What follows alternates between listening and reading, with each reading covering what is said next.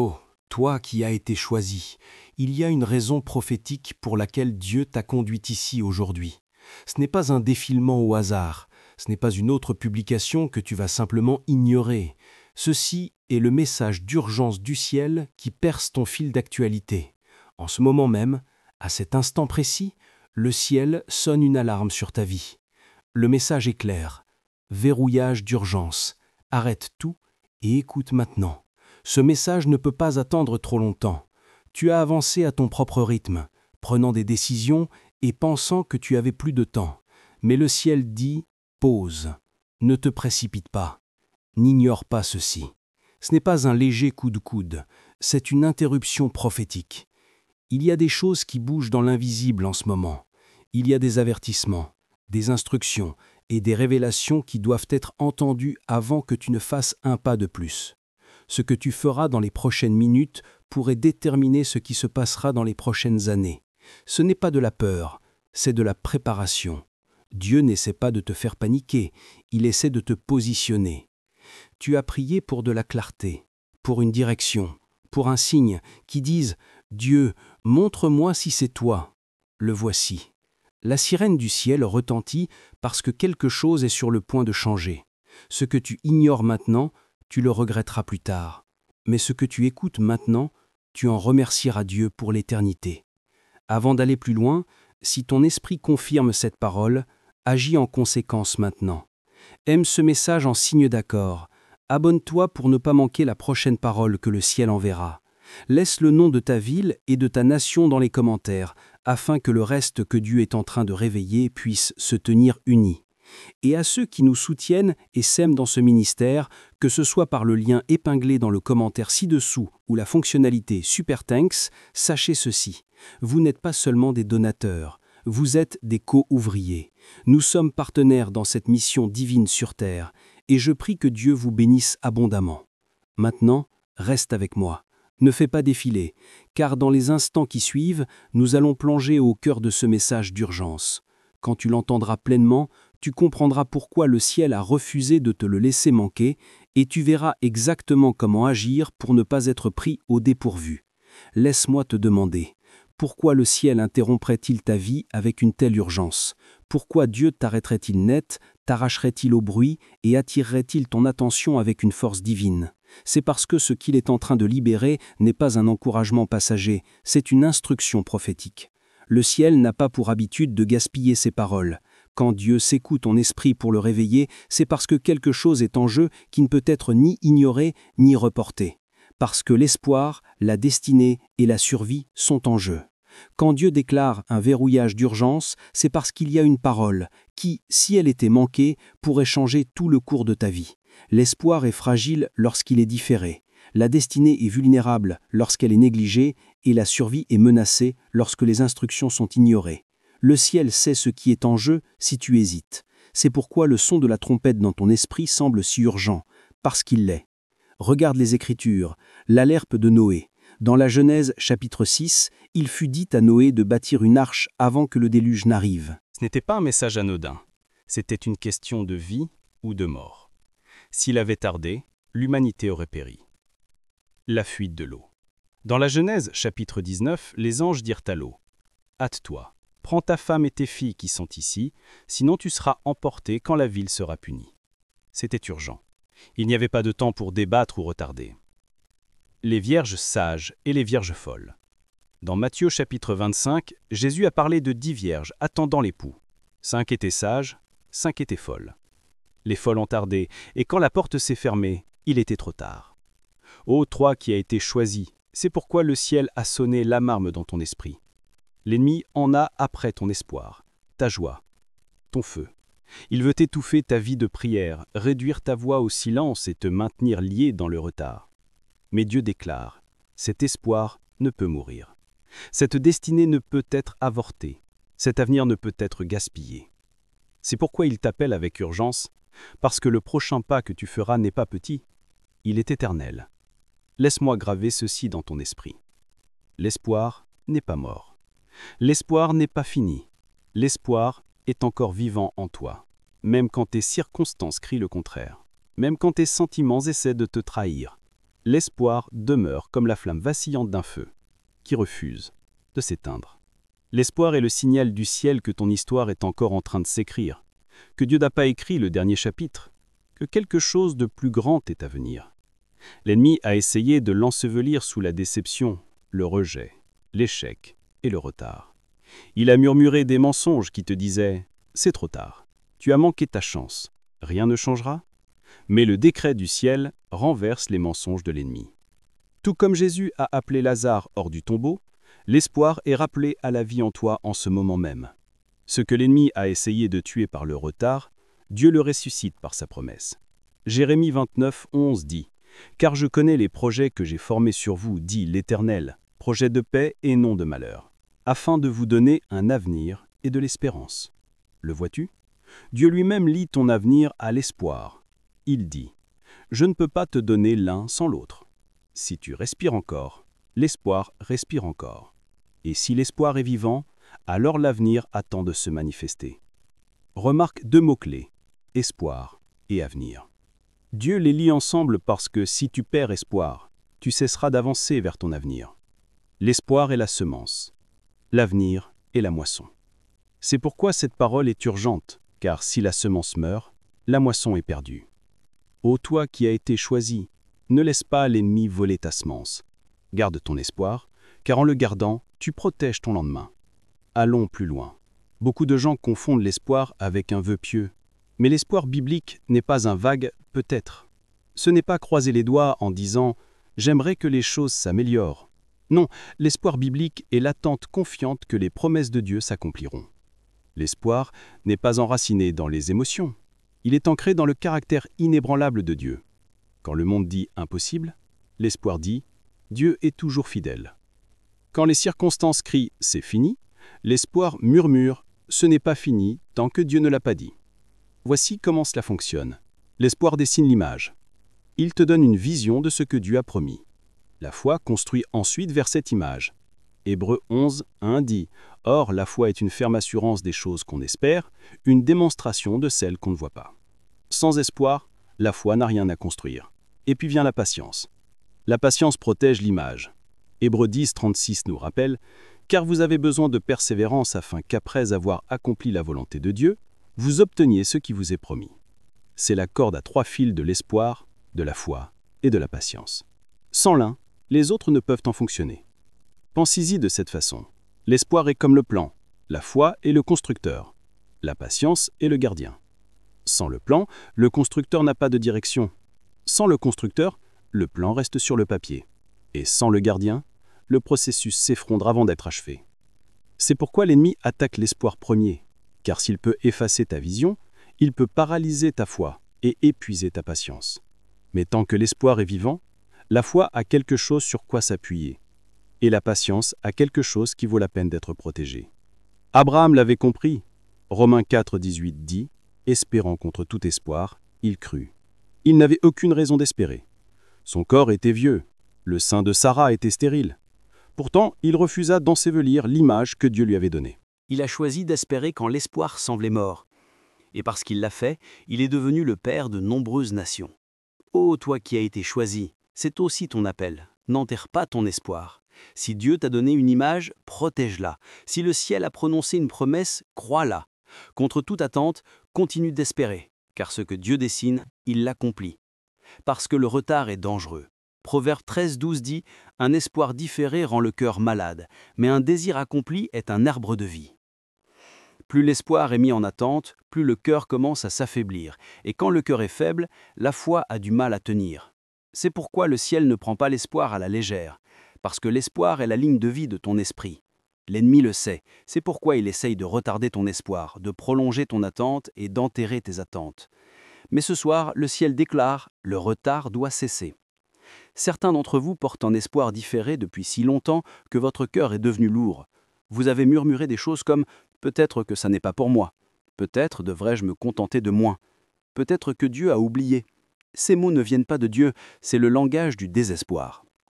Et le désespoir est le voleur de destinée.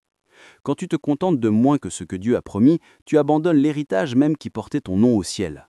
C'est pourquoi cette parole vient avec urgence, pour t'arracher au bord de l'abandon. Ce message est ton interruption divine.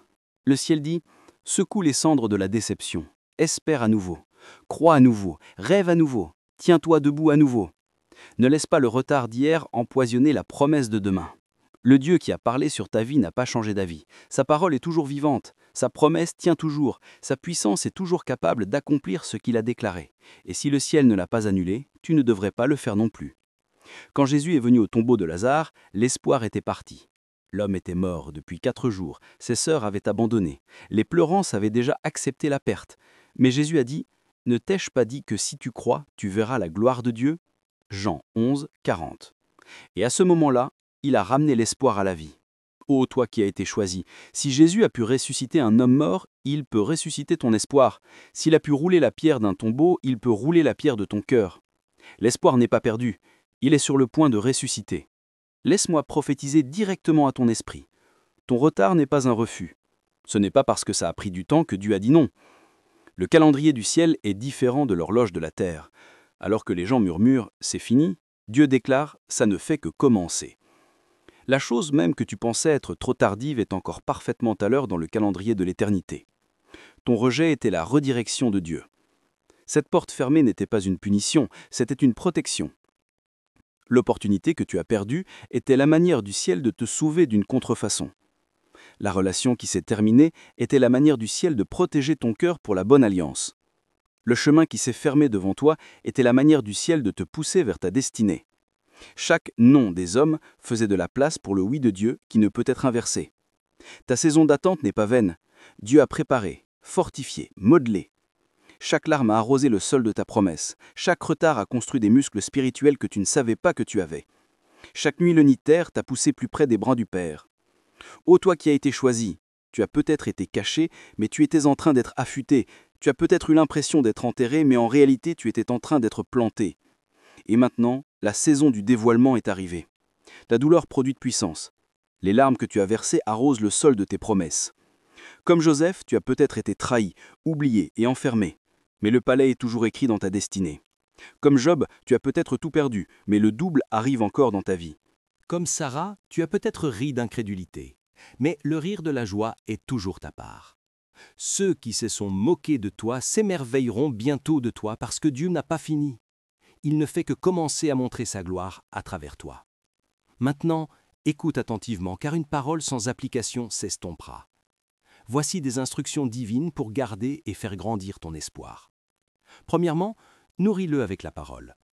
Romains 15,4 dit « Or, tout ce qui a été écrit d'avance l'a été pour notre instruction, afin que, par la persévérance et par la consolation que donnent les Écritures, nous possédions l'espérance. » Chaque fois que tu ouvres la parole de Dieu, tu ajoutes du carburant à ton feu. Les promesses de Dieu sont de la nourriture pour ton esprit. Et plus tu en manges, plus ton espoir devient fort. Un croyant affamé sera toujours faible en espoir. Mais celui qui mange la parole quotidiennement marchera dans une attente inébranlable. Deuxièmement, protège ton espoir des voix négatives. Tout le monde ne comprendra pas ce que Dieu a placé en toi. Certains s'en moqueront, d'autres en douteront, d'autres essaieront de le tuer avec leur incrédulité. Noé a ignoré les rires des gens et a continué à construire l'arche quand même. Abraham a ignoré la mort de son corps et du sein de Sarah et a quand même cru. Tu dois faire taire le bruit des sceptiques si tu veux que ton espoir grandisse. Entoure-toi de gens de foi, pas de gens de peur. Troisièmement, arrose ton espoir par la prière. La prière n'est pas des mots vides, c'est de l'oxygène spirituel. Quand tu pries, tu insuffles une nouvelle vie à ton espoir. Chaque « Seigneur, je te fais confiance » murmuré arrose la graine de l'espoir dans ton âme. Chaque gémissement, chaque cri, chaque prière secrète renforce ton homme intérieur. L'espoir grandit dans le sol de la communion avec Dieu. Car dans la prière, tu échanges ta faiblesse contre sa force, tes questions contre sa paix, et ton désespoir contre ses promesses. Enfin, agis dans l'obéissance. L'espoir sans action se fane. Jacques nous rappelle que la foi sans les œuvres est morte. Et la même chose est vraie pour l'espoir. Il doit être activé. Quand Dieu te donne une instruction, bouge. Fais le pas même s'il semble petit. Pierre a dû sortir de la barque avant de marcher sur l'eau. Abraham a dû quitter sa patrie avant de devenir le père des nations. L'espoir grandit lorsque tu associes l'attente à l'obéissance. Plus tu agis selon ce que Dieu dit, plus ton espoir devient vivant. Ô toi qui as été choisi, laisse-moi élargir ta vision. Ton espoir ne concerne pas seulement toi. Quand tu perds espoir, tu prives les autres de leur future bénédiction. L'espoir de Noé a construit une arche pour sa famille. L'espoir de Joseph a préservé l'Égypte et Israël. L'espoir d'Esther a sauvé une nation. Ta capacité à continuer de croire au milieu de la lutte n'est pas simplement pour ta survie, c'est le pont pour la délivrance des autres. Le ciel t'a confié l'espoir, parce que ce n'est pas seulement ta ligne de vie, mais aussi la semence de ton héritage. Le vois-tu? La raison pour laquelle Dieu ravive ton espoir aujourd'hui est que ta destinée est plus grande que tes émotions. Tu peux penser que tes larmes sont privées, mais elles arrosent une future moisson qui en bénira beaucoup. Tu peux avoir l'impression que ta foi est petite, mais elle est assez forte pour construire une future arche pour ceux qui te sont connectés. Chaque acte d'obéissance crée une onde qui touchera des générations que tu ne rencontreras peut-être jamais. C'est pourquoi l'ennemi combat ton espoir si violemment, parce qu'il sait qu'il est générationnel. S'il peut te convaincre d'abandonner, il ne réduit pas seulement ta destinée au silence, il entrave ceux qui étaient censés s'élever grâce à ton témoignage. Mais si tu continues de croire, ton histoire éclairera le chemin pour les autres. L'espoir est contagieux. Quand les autres te verront tenir bon, ils trouveront la force de tenir bon aussi. C'est pourquoi ce message ne peut pas attendre. Ton obéissance porte le poids de la destinée. Ta foi porte l'héritage des générations. Ton espoir est la graine qui fleurira en témoignage bien au-delà de ta vie. Ô, toi qui as été choisi, le ciel ne fait pas que te ranimer, il assure l'avenir à travers toi. Ô, toi qui as été choisi, ceci est ton verrouillage d'urgence. Le ciel a mis ta routine en pause pour te livrer cette vérité qui change la vie. L'espoir est vivant, ton avenir est assuré, ton histoire n'est pas terminée. Le retard que tu as ressenti n'est pas un refus. Le silence que tu as enduré n'est pas un abandon. La douleur que tu as portée n'est pas la fin de ton voyage. C'est la préparation pour ce qui vient ensuite. Lève la tête, sèche tes larmes, fortifie ton esprit. Le même Dieu qui a fendu la mer Rouge, qui a ressuscité Lazare, qui a ouvert le sein de Sarah, qui a élevé Joseph de la prison au palais, ce même Dieu insuffle un nouvel espoir en toi en ce moment même. Tu n'es pas au bord de la défaite, tu es au seuil de la percée. Ce qui semble inébranlable bougera, ce qui semble mort revivra, ce qui semble en retard arrivera à temps. Laisse cette parole embraiser ton esprit, ton espoir vit, ta promesse tient, et ta destinée ne peut être arrêtée. Le feu de Dieu restaure ce que la déception a essayé d'enterrer. La joie du Seigneur redevient ta force. Et la main du ciel écrit un nouveau chapitre de ton histoire. Marche avec audace, car l'espoir n'est pas derrière toi. Il est vivant en toi, t'attirant vers un avenir glorieux. Prions ensemble cette prière de foi, comme une seule famille. Père Tout-Puissant, nous te remercions pour cette parole urgente du ciel. Une interruption divine qui a percé le bruit et parlé directement à nos cœurs. Seigneur, en cet instant, j'élève chaque élu qui entend ma voix. Tu vois leur combat. Tu connais leurs larmes, tu comprends les luttes silencieuses qu'ils ont portées seuls. Et maintenant, par l'autorité de ta parole, j'appelle à une résurrection de leur espoir. Dieu d'Abraham, d'Isaac et de Jacob. Le même Dieu qui a fendu les mers, qui a ressuscité les morts, qui a ouvert les seins stériles, agit maintenant dans la vie de ton peuple. Que le feu du Saint-Esprit descende sur chaque âme fatiguée et consume tout esprit de désespoir. Que les chaînes de retard se brisent, que les forteresses de la peur s'effondrent, et que les mensonges de l'ennemi soient réduits au silence une fois pour toutes. Seigneur, je déclare que l'espoir ne mourra pas en eux. Les rêves ne se feindront pas. La destinée ne sera pas abortée. Ce que tu as dit tiendra. Chaque élu, ici, se relèvera avec une nouvelle force, une vision fraîche et un courage imparable. Que ta lumière brille si fort en eux que même dans la vallée la plus d'ombre, ils marcheront avec confiance, sachant que leur avenir est en sécurité en toi. Père, je libère aussi une bénédiction sur chaque personne qui s'abonnera, aimera et partagera ce message. Alors qu'ils portent ce feu aux autres, que le feu descende sur leur propre vie. Ouvre des portes que nul homme ne peut fermer. Libère une faveur qui ne peut être expliquée. Que les témoignages se multiplient dans leur foyer, dans leurs finances, dans leur famille et dans leur destinée. Marque-les, Seigneur, comme porteurs de ta parole. Et alors qu'ils répandent cet espoir, fais-les participer au même débordement. qu'ils expérimentent des miracles qui feront taire tous les sceptiques, et des percées qui annonceront ta gloire dans leur histoire. Seigneur, nous scellons ce moment en foi. L'espoir est vivant, l'avenir est assuré, et aucune puissance de l'enfer ne peut arrêter ce que tu as commencé aujourd'hui. Au nom puissant, imparable et tout-puissant de Jésus-Christ. Amen. Si ce message a touché votre cœur et que vous souhaitez soutenir notre mission de diffuser la parole de Dieu, il y a un lien épinglé dans les commentaires ci-dessous. Aucun don n'est trop petit. Votre générosité, même d'1 centime, peut apporter de l'espoir et de la joie dans la vie de quelqu'un. Merci d'être partenaire avec Dieu dans cette œuvre importante.